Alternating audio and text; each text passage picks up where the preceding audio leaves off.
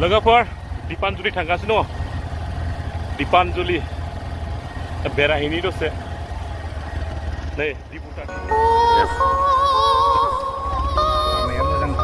ओंखारनांगोन नामा देलाय दैया माबायदि अबस्था नै लामाया ayo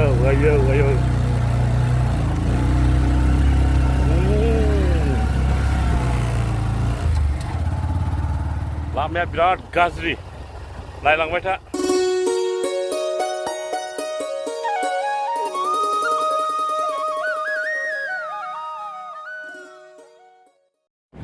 Royalford LP School मोनबाय नै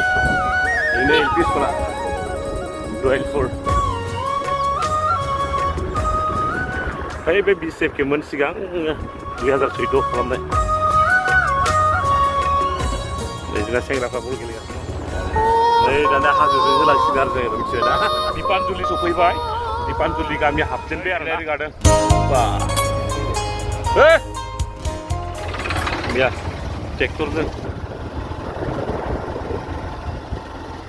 पार केजि थाइसे खरिबा बहुत खामायनो हादों ना सानसेयावथ' 2000 बिलाइ मोनो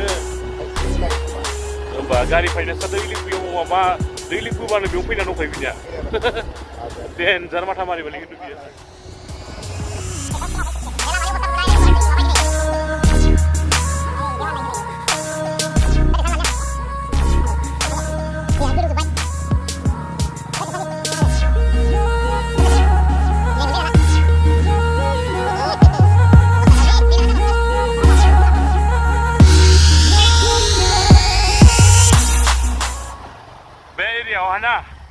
आदिबासी बर' सावताल मोनथाम जाति लगाय मोनदेर माने मिसल आरो ना गासिबो जयैनो रायजो जानानै दङ मोजां अनलायलायनानै बिथिं साहा आबादल' मावो साहा आबादबो ओमफ्राय किसुमान माइ गायजानाय जायगायाव माइ गायो आरो ओमफ्राय हाजो बायदि आरो मोनसे थिला मोनलाय बायदि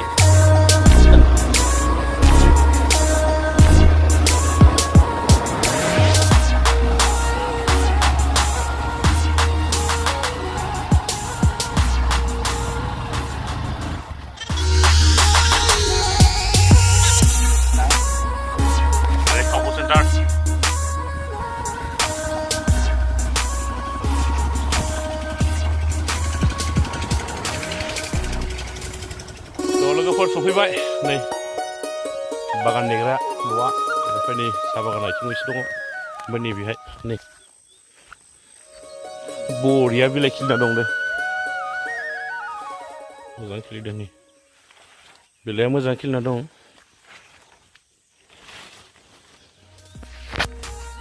बे जायगाया राङापारा टाउननिफ्राय 30 किल'मिटारनि बारा जागोन Arunachal border खाथियाव बे गामिनि मुंखौ दिपानजुलि होनना बुङो 4 नम्बर दिपानजुलि 4 नम्बर दिपानजुलियाव दंफैयो आं दा बे बैनायनि बागान नायनो फैदों बे बागान आरोना इयो बैनाय लादों माने बेखौ बायनानै लाबाय दा बेवहायनो दंफैयो स' नोंथाङा नुखाबाय नङा होमबा मोनथिखाबायबो आं बबे जायगायाव दंफैयो बे Arunachal border जों गासैयाव जों बर' गामि गोजा आरोना बर'फ्रा रायजो जानानै दङ दा बेबायदिनो साहा आबाद मावनानै न'खरखौ सालायगासिनो दं आरो बेवहाय